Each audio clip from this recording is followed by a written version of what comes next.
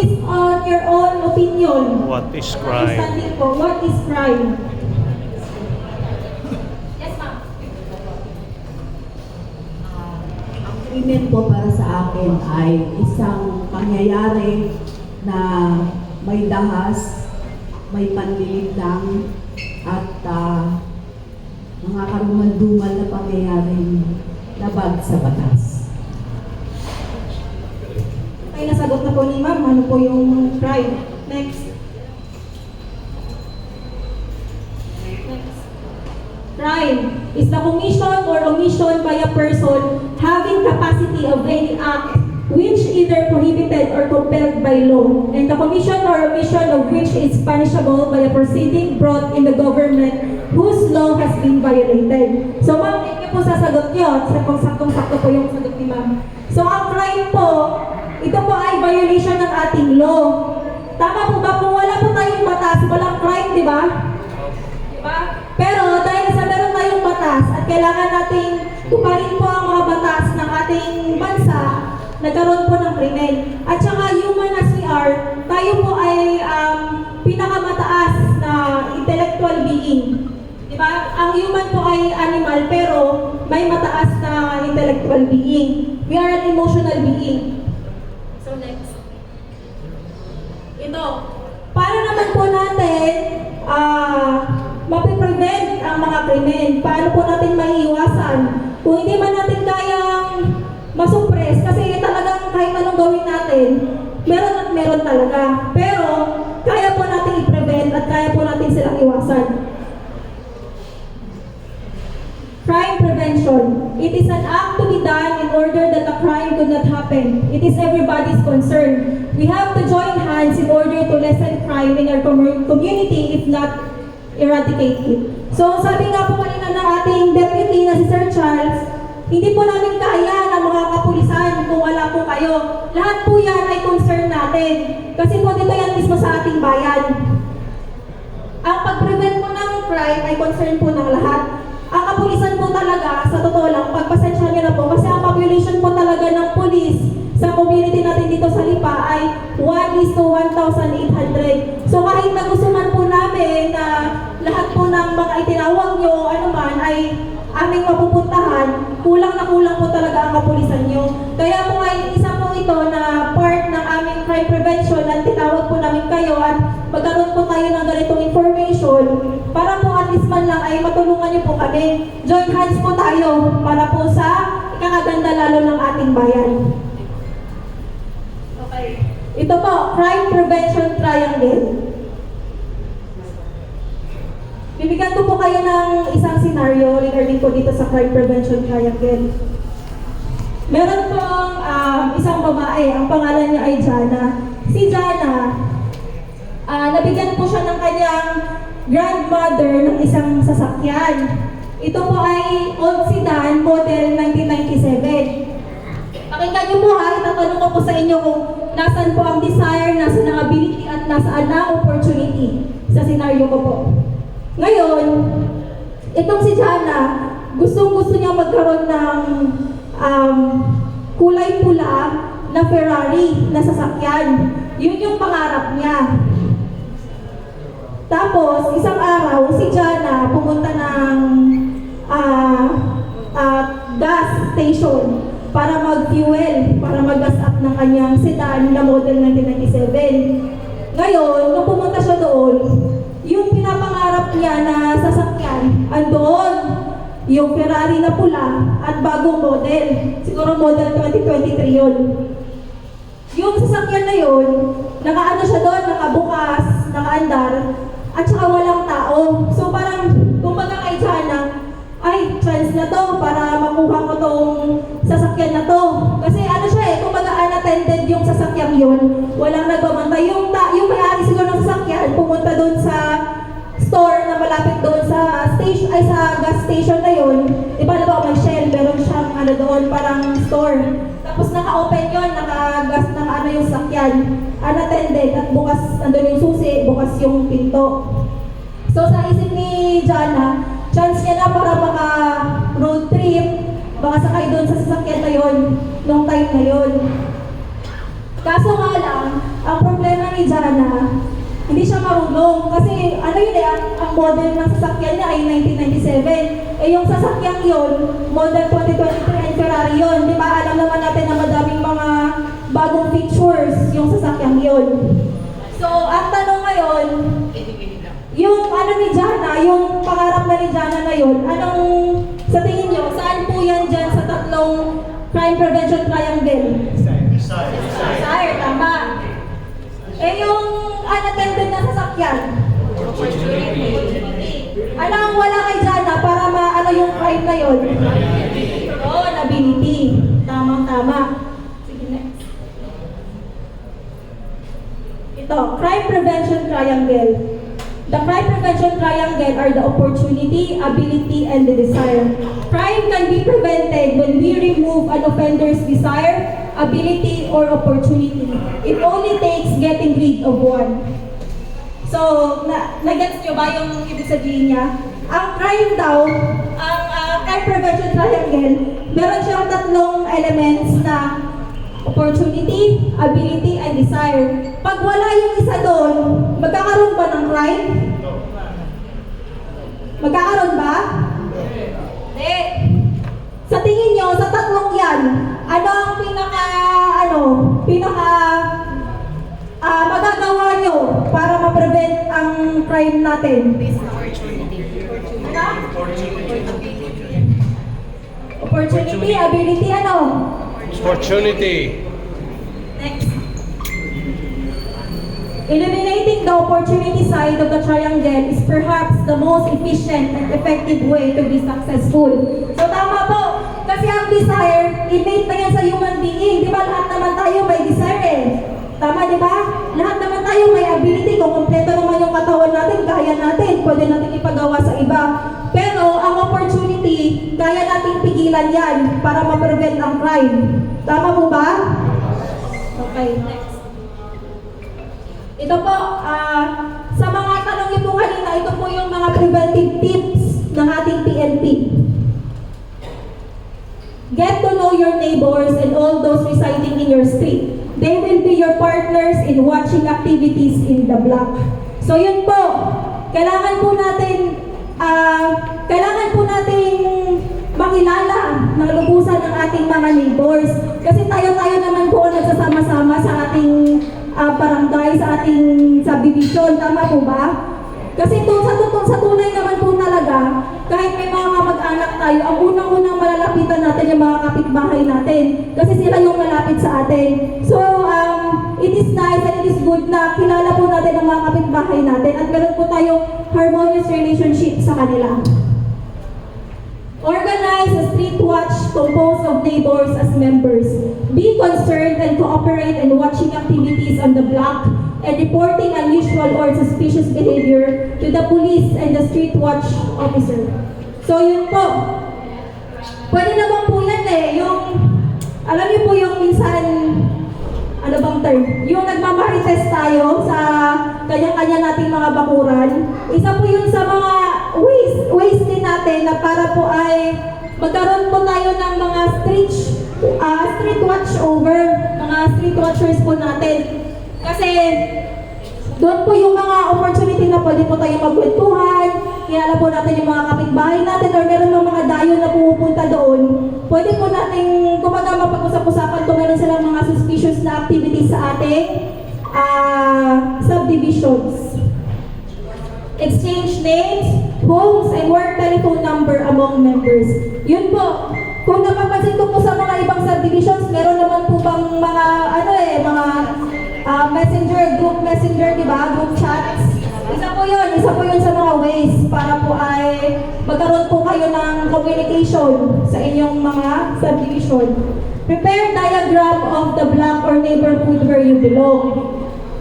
Maganda rin po yung malaman niyo po yung entrance ng inyong subdivision, yung exit, yung probable po na pwedeng malusutan kung sakaling may mga krimen po na mangyayari. At least alam niyo po yung, halimbawa po ay meron magkakaroon ng mga sketchy report, yan, alam niyo po kung paano gagawin yun. At alam niyo po ang pasikot-sikot sa inyong mga bahay, subdivisions. Look after your neighbor's house when he or she is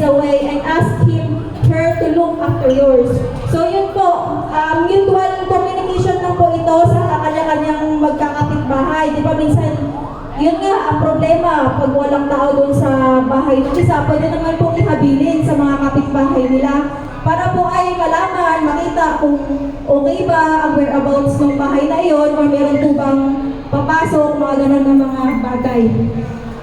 Get to know your police chief and members of the police station in your area. So yun po, lahat naman po ba nakakakilala sa ating COP? Kilala niyo po ba ang ating COP? Yun po ay si Colonel Rix Villarreal. So open po ang aming stasyon, ang aming hotline para po ay kung meron po kayong i-report or anything na gusto nyo kaming i-update, nandito lang po ang stasyon. At may bibigay po kaming ngayon, flyers po para po sa hotline ng PNP. Para po ay pwede po kayong makatawag agad-agad sa ating hotline. Yun, yung write down the police station contact numbers to your phone or in place where you can easily see in the case you need the police assistance.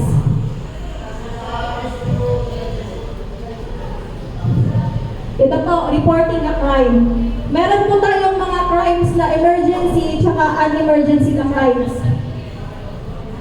Emergency calls. This is the situation where a person's life or a property is in danger or threatened. In progress calls are where crimes are being committed at the time of your report. Ito po yung sinasabi kaya ni Sir na Infraglante Directo. Pagka po ay on the spot nyo pong nakita yung crime, yun po ay pwede nyo itawag, yun po ay emergency na tinatawag po namin. Doon po ay kailangan mag-responde po agad ang ating kapulisan. Examples of emergency calls.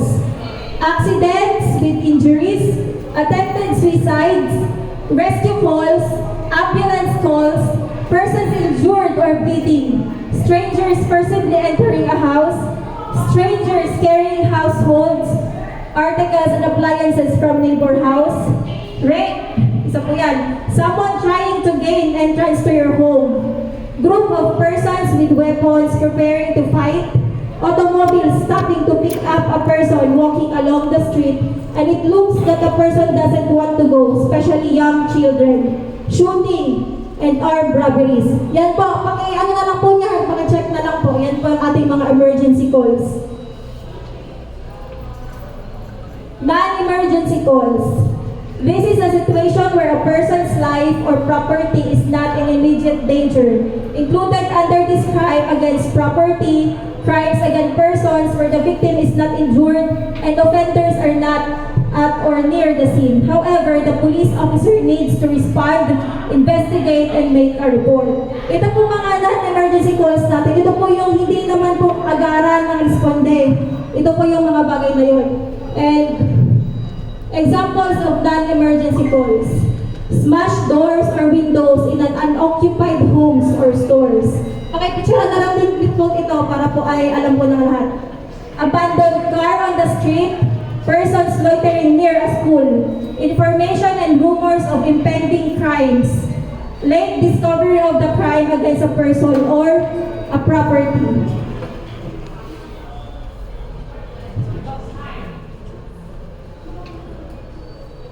Keeping the family safe. So, ang pinakauna po talaga sa lahat, ang ating pamilya. Kailangan po natin protektahan ng ating pamilya bago man tayo makakatulong sa iba. Pamilya muna ang ating unahin. Make sure you and the members of your family know the whereabouts of everyone for today. Ito po, isa po ito sa mga responsibilidad ng mga magulang. Di ba, family is the basic unit of the society? Ang mga magulang po, halos lahat naman po dito ay magulang, di ba?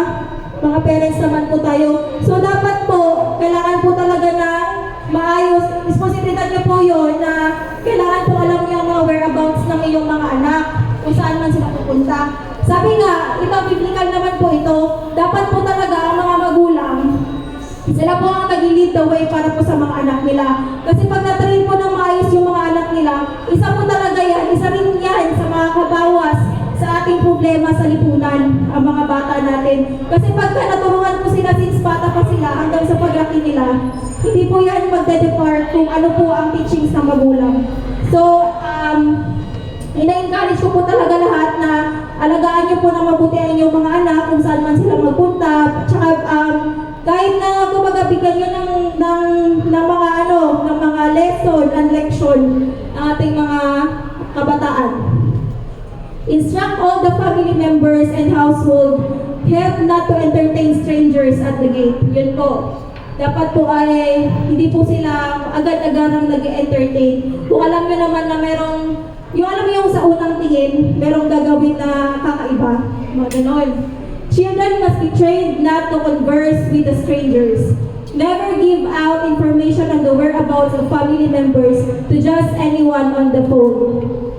And advise your children to refrain from playing, loitering on the streets outside their residence where they are highly vulnerable to abduction. Ito naman po sa ating mga commuters, sa mga nagko-commute. Safety tips po natin. When on a bus or a jeepney, do not extend your hand at the window. Your watch or jewelry could be snatched, or your hand may be injured by another vehicle. So yan po yung, alam po, sa sasakyan, sa mga jeep, ilalabas na yung inyong mga kamay. Diba? Masakit doon, pagka na, nabalik, naputol yung ating mga, ma-injured yung ating mga kamay or braso. If you are to visit someone, call him or her for your expected time of arrival. This will be helpful in case of an accident on the way.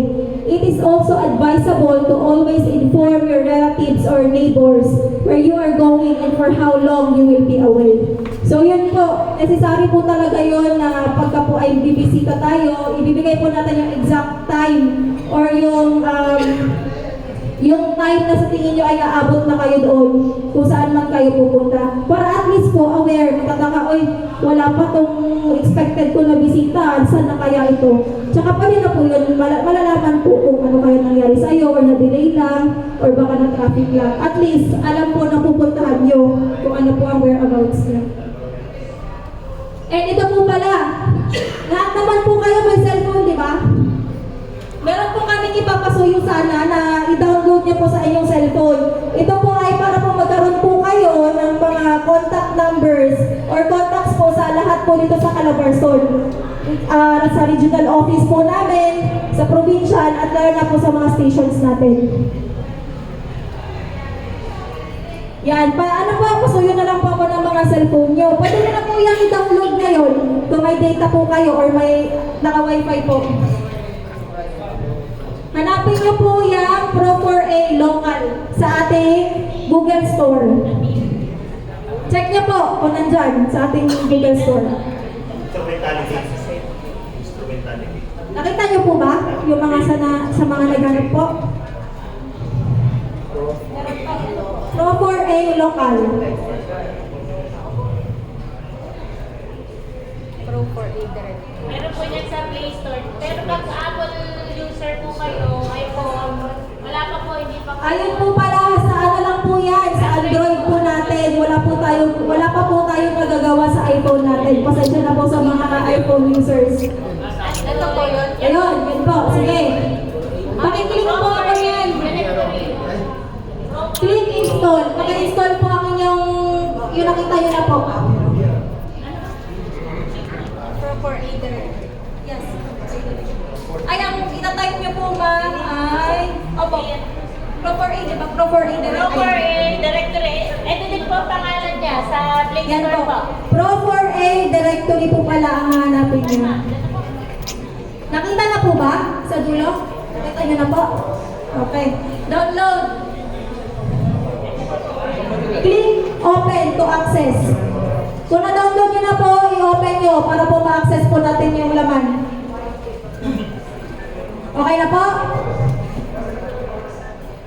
Yan po yung nakalagay sa loob ng ng application na yan.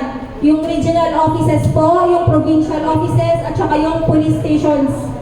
Lahat po yan ng contact number at Facebook account.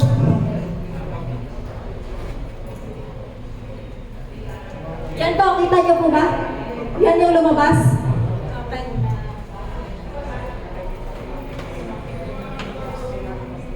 Yan, lalabas po yan ang different provincial offices po natin. May Cavite PPO, may Laguna PTO, at sa atin po, Batangas, lahat po ng stations, lahat po ng bayan, may mga contact numbers po dyan. So, makikisuyo po kami sa mga kamag-anak nyo at kaibigan nyo, pwede nyo po itong i-relay para po ay updated po sila sa ating, isa po sa ating mga ways po para po mabilis po communicate ang ating stations.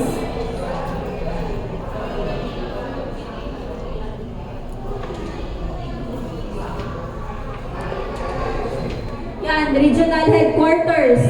Sa ano po yan? Kandubang po ang ating regional headquarters. Mobile Force Battalion, Regional Support Unit.